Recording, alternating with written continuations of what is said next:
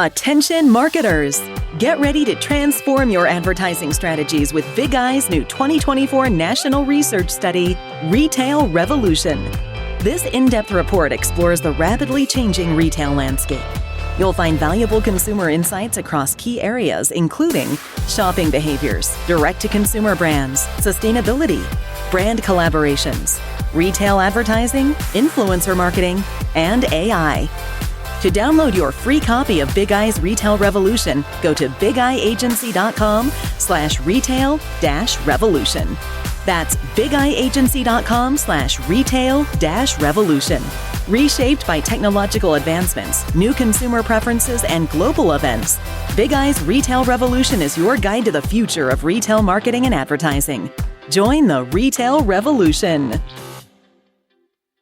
Coming up in this episode of In Clear Focus. The more your awareness grows, percentage uplifts of awareness makes your performance marketing dollars more efficient and effective. The better you build your brand today, the more effective your marketing dollars are. You're listening to In Clear Focus, fresh perspectives on marketing and advertising, produced weekly by Big Eye, a strategy-led full-service creative agency growing brands for clients globally. Hello, I'm your host, Adrian Tennant, Chief Strategy Officer. Thank you for joining us. Brand marketing and performance marketing are complementary strategies, with brand marketing building long-term equity and performance marketing focused on driving immediate results. James Hurman, a creative effectiveness expert and the founder of the New Zealand-based agency Previously Unavailable, describes lower funnel performance marketing activities as harvesting existing demand and brand marketing as building future demand. At the Cannes Lions International Festival of Creativity last week, James presented research conducted by Tracksuit, a fast-growing software-as-a-service platform in partnership with TikTok. The results showed that advertisers with high brand awareness see approaching 3 times the conversions than those with low brand awareness. Evidence that building future demand and increasing mental availability with brand marketing enhances the effectiveness and efficiency of performance marketing efforts. Our guest today is an expert in measuring and communicating the value of building future demand. Matthew Herbert is the co-founder and co-CEO of the research platform Tracksuit, which enables companies to measure their brand building activities through real-time dashboards and translate the results into actionable consumer insights. To discuss Tracksuit's fresh approach to brand tracking, I'm delighted that Matthew is joining us today from London, England. Matt, welcome to In Clear Focus. Adrian, thank you so much for having me. We've connected over the last few years and a great opportunity to speak with you today. So thank you very much. Well, let's kick things off by hearing a bit about your background. What led you into the world of marketing and brand tracking? Yeah, so I've had a career so far that has been involved in brand adjacent and technology-led businesses. I wasn't always set out on a path for marketing or brand tracking or research. I studied law and science back in New Zealand, and one of my first roles finishing university was the opportunity to join Uber and help with the launch of Uber across New Zealand. So this was back in 2015, 2016. At the time, big tech business in the Northern Hemisphere, but no one knew about what Uber was or what was coming. So to be a part of a big tech platform, brand-led, but also innovating and disrupting the transportation, and to see what Uber is now, many years later, quite a profound experience and something I look back and really appreciative of being a part of it, acting like a startup, rolling out Uber in a new market. From there, I went and moved across to Sydney, Australia, where I oversaw and led business development for Mashguru. Mashguru was a social media management platform helping brands and agencies unlock vertical storytelling, specifically Snapchat. And so working with McDonald's and Coca-Cola and Fox, unlock Snapchat as a new channel to engage audiences. So MarTech, startups, branding, consumer side, agency side, and was always fascinated by where the world of marketing was going, and always looked at, well, what's the bigger impact on the business world? What is marketing? What is the impact that ultimately it's having? Ended up back in New Zealand, pandemic times, and 3 years ago linked up with my now co-founder Connor, James Hurman, who was spoken to, world-leading effectiveness leader, strategist and planner, and one of New Zealand's leading insights consultancies. And it was all this hypothesis that was going around to say, how and in what way do modern consumer brands grow? Why are these modern brands not kicking on with the cost of acquisition increasing, with smaller than expected customer bases? Why are we not seeing this kick? It's been relatively easy to build brands the last 10 to 15 years by putting $1 in and getting $2 back. But when that becomes less efficient, what do we do? And so between Con and myself, James on the effectiveness side, some leading insights groups, and what gets measured gets managed. And this led us to how do we reinvent and democratize what the world's leading businesses have been doing for 50, 60 years. Brand tracking that make brand tracking accessible and affordable and easy to use for modern companies to balance the short and the long term, to ultimately champion brand building and help become this common language to measure and understand the value that brand has on great consumer businesses. So we took that to market, and 3 years later, now the co-founder and co-CEO of Tracksuit with 80 staff across the US, UK, Australia, and New Zealand right now. Wow, that's tremendous growth. Matt, today, who is Tracksuit designed for, and what are the main problems it helps them solve? We're looking to, as I said, democratize the world of brand tracking, what has been inaccessible for the vast majority of brands. Tracksuit is beautiful, affordable, always-on brand tracking, built for the modern consumer brands. And when we talk about that, we say beautiful in the sense of easy-to-use, intuitive dashboards based on the fundamentals of actual insight. So no longer 100-page slide packs presented by consultants where you're looking at just the exact summary or gathers up on the desk. And so beautiful in the sense that people and marketers actually want to use it. And marketers and non-marketing stakeholders being able to actually understand what's driving business growth based off brands. So beautiful, affordable, looking at how do we make brand tracking cost effective and affordable for modern mid-market growing consumer brands. No longer 100,000 plus entry point to always on tracking programs, being a kind of a fifth of the cost of that. And always on, looking to reinvent the way brands grow, our businesses grow, what gets measured gets managed. We're tracking business metrics all the time. What was broken or what we see was broken with brand tracking is typically you'll do it once or twice a year. Now, if you're only getting a read once or twice a year with seasonalities and with competitors or pandemics or supply chain marketing budgets, we're not just marketing once or twice a year. We're building brand, building business consistently. And so wanting to provide always on tracking to give real time, up to date view around what's working, what's the impact, and how do you continue to iterate a strategy. So whether it's a board meeting, an agency meeting, category reviews with retailers, you're looking at up to date view of the category and your brands and your competitors, rather than relying on data that's 6 months old in many cases, what many brands are doing. Challenger brands and scale-ups often have smaller budgets compared to established competitors. Matt, how does Tracksuit make brand tracking accessible and valuable for these types of businesses? Yeah, so a big focus for us is, and a big mission of ours, is to champion the world of brand builders and champion brand leaders and to build this common language to measure and understand the value that brand has on building great long-term sustainably growing businesses. What we've found over the last 3 years of building Tracksuit and focusing on the fundamentals, there's no shortage of data and insights and analytics out there, but what's actually being used and how do we break it down to fundamentals of what brands need to know and what brands are trying to understand to action business growth. And so we simply focus primarily on how big is your total addressable market? How many potential customers are out there?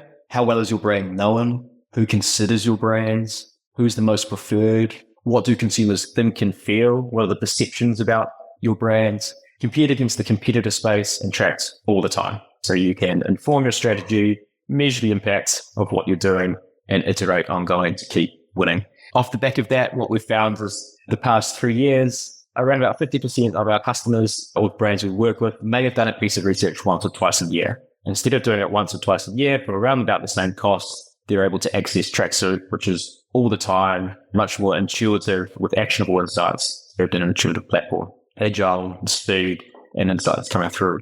The other half of the customers and brands we work with have never done brand tracking before, but they're starting to reach the point where they're needing to grow the business. They're looking at the long term as well as the short term. What gets measured gets managed. There's a maturity in, okay, great, we're getting to this point of growth. And so expanding the market or brands and marketers and leaders and agency partners that are ultimately able to access brand tracking to get the insights that they need in the way that they can actually meant action where they might not have the enterprise level research budgets of a Unilever or a Procter and Gamble. They may not have fully fledged insights and research teams, although that is an area that we're seeing more and more be picked up.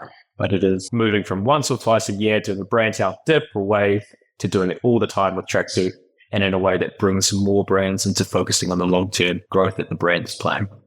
Could you share a case of how a challenger brand has used Tracksuit to measure their brand awareness effectively?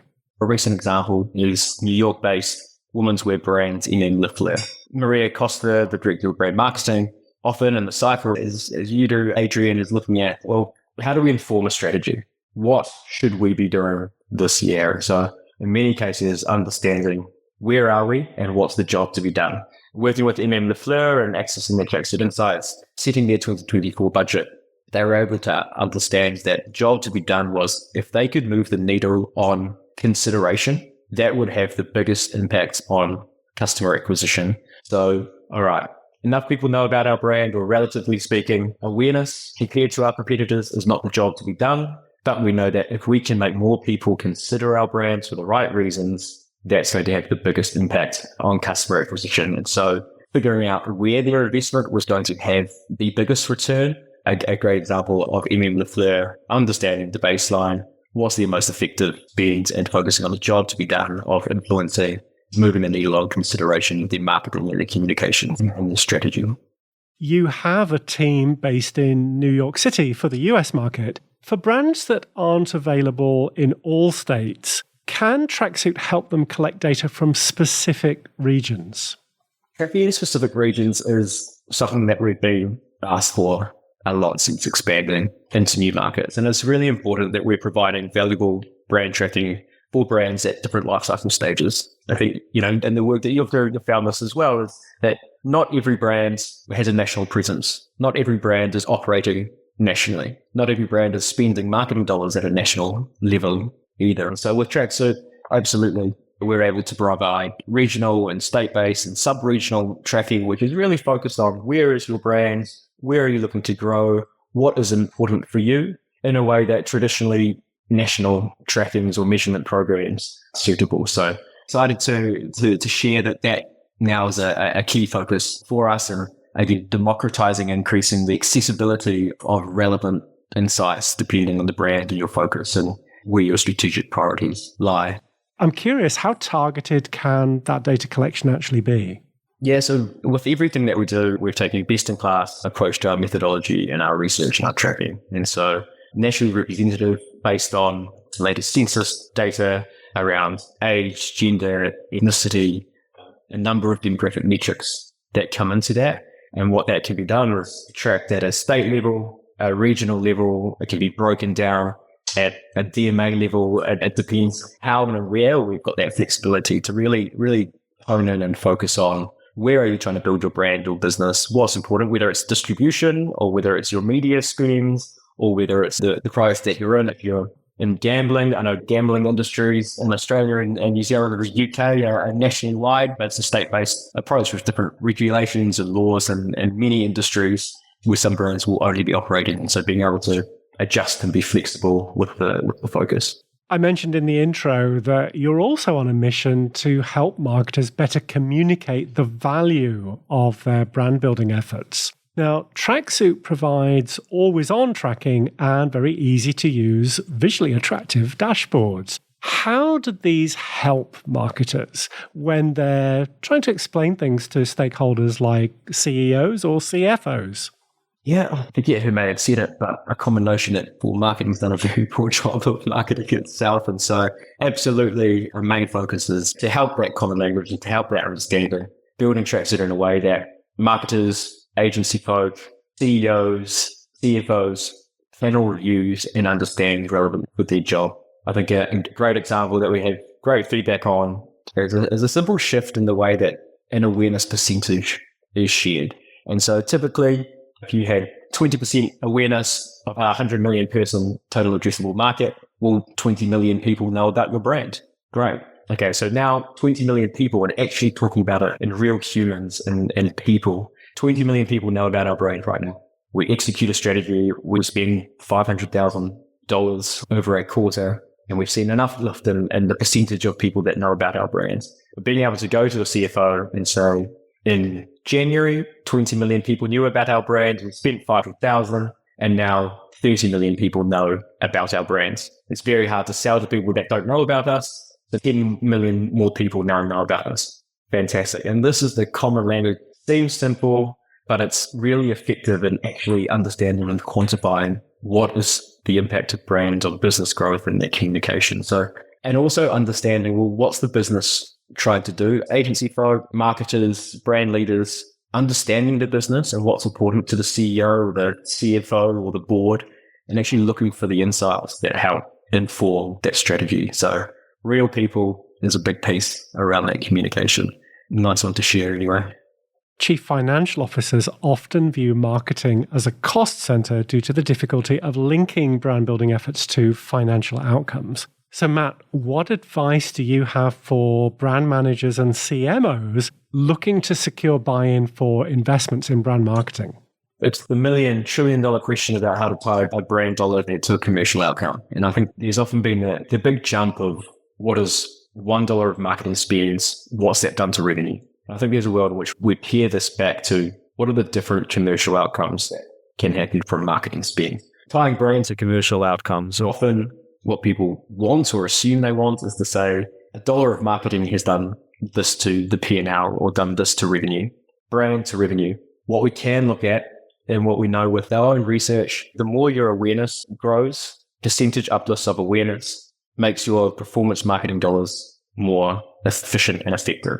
And so not only is it looking at this as a brand in the long term or brand and performance marketing in the short term or brand and sales, the better you build your brand today, the more effective your marketing dollars are. And you're able to calculate that on a P&L and with a finance team to say the better our brand is known, the more efficient our spend is going to be on our marketing channels that we're choosing. And I think that's a more realistic step on the road to tying brand to commercials. Is actually what's the impact of brand on the efficiency and effectiveness of our spend, which ultimately has huge implications on commercials in the short term and the long term.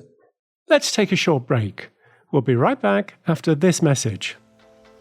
Each month, in partnership with our friends at Kogan Page, the Big I Book Club features books by industry thought leaders. Our selection for June is The Creative Thinking Handbook, your step-by-step guide to problem solving in business. Now, in its second edition, this comprehensive guide is packed with advice, practical tools, useful templates, and a proven problem-solving model called the Solution Finder. Following the book's step-by-step strategy will help unlock your creative potential, generate original ideas, and find innovative solutions to business challenges. As an InClear Focus listener, you can save 25% on a copy of the Creative Thinking Handbook when you order directly from the publisher at koganpage.com. Just enter the exclusive promo code BIGI25 at checkout. The code is valid for all Kogan Page titles, including pre-orders and their paperback and ebook bundle offers. Shipping is always free to the US and UK when you order directly from Kogan Page, and it also supports the authors. So, to order your copy of the Creative Thinking Handbook, go to koganpage.com. Welcome back. I'm talking with Matthew Herbert, co-founder and co-CEO of Tracksuit, a SaaS platform that enables companies to measure and communicate the value of their brand building activities. How can businesses use Tracksuit to benchmark their performance against competitors and maybe identify opportunities for differentiation? Differentiation and benchmarking, incredibly important. We're now tracking over 5,000 brands across 250 categories, which gives us a proprietary insight into important benchmarks or norms or whatever you want to call it around what impacts great brand growth or great business growth. I mentioned earlier around that, it's hard to sell to someone that's never heard of you, awareness being really important. Well, it's also really important to understand how your brand metrics compare to your competitors.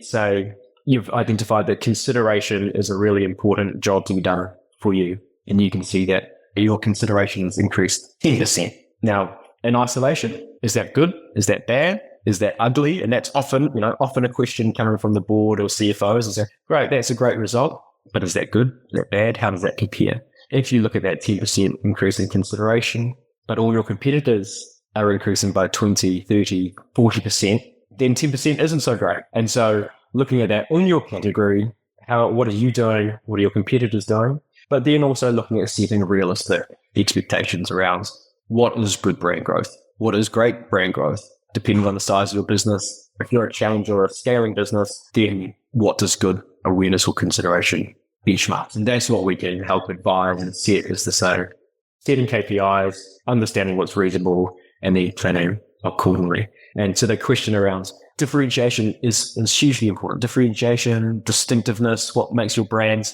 unique. It comes to the point where every business or every brand has to have their house in order. You have to have your financials, you need to have your distribution, you need to have the fantastic products. But when everybody's doing that, and when everybody in your category is doing that, what's the differentiation? And that's where your brand is so important.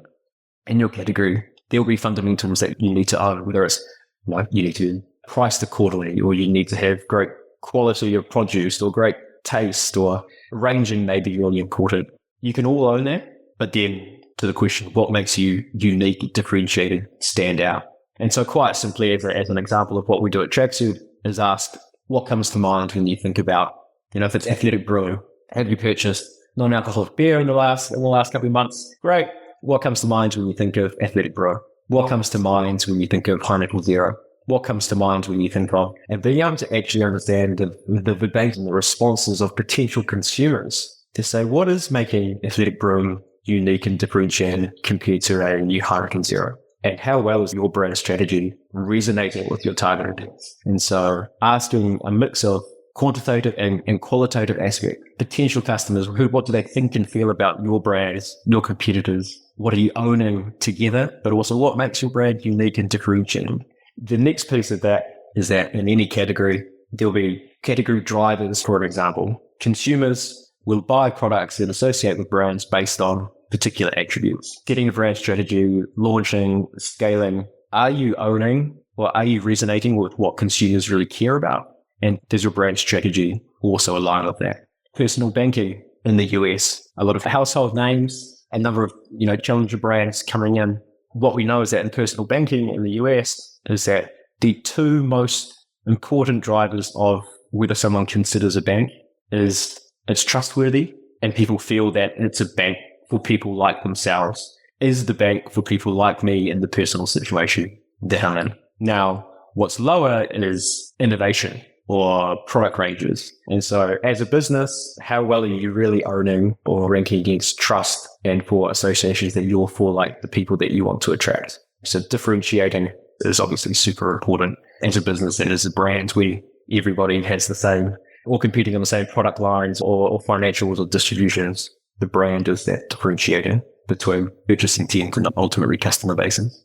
Over the past few years, of course, we've seen some shifts in media investment. Many CPG brands focus on influencer marketing and community building on social media. Matt, how can Tracksuit help measure the impact of these initiatives on overall brand health? The more that we know about what a brand is trying to do and the investments that they're making, the deeper the insights to inform a strategy or prove the impact of what that dollar or what that activity is doing. When you speak about brand, it's no longer necessarily around TV or billboards or out-of-home channels, and performance marketing is necessarily Meta or TikTok or Google. Brands and businesses can be built no matter the channel. And so what I think is arguably more important is to look at what is your communication, what is your content, what is the messaging that you're putting out across your chosen channel to your chosen audience, and how well is that working? And so agnostic around whether it's influencers or social media or TV or billboards, being able to overlay that in Tracksuit and correlate and causate against what is shifting, how well your brand is known, what is shifting the perceptions about your brands. That's where we're starting to get to now, is the actionable insights about no matter what the channel is, what your spend is, what's the creative, what are you trying to do? Are you trying to build emotional connection? Are you trying to change perceptions around consideration because of the great quality of your products? Or are you trying to drive sales with discounts and promotions and more logical advertising? That can be done on TV. That can also be done on TikTok or Google or YouTube. And being able to see that all in one place is how we're proving that out and helping support our customers. So far, I think we've framed up pretty well brand awareness to drive mental availability. Let's turn now to physical availability. So for brands selling through multiple online and offline channels, how can Tracksuit help them understand the relationship between different touchpoints and the overall impact on brand perception? Skincare brands in the US, to this point of the mental availability and the physical availability. Now, their awareness in the skincare category were near a market leader, so awareness was not the issue for this brand. So mental availability was fine.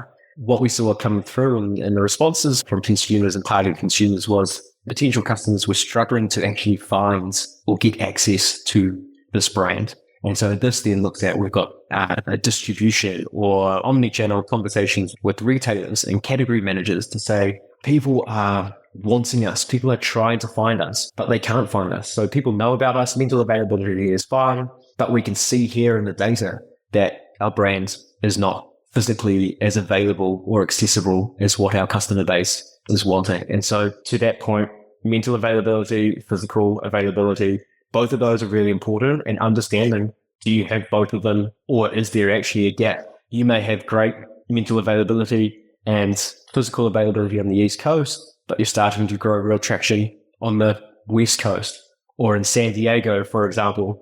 Great. Is there an opportunity to actually focus on your distribution and capturing that new set of customers who are really after you? So again, something that we absolutely buy in and showcase and surface those insights on an ongoing basis. Again, another great job to be done.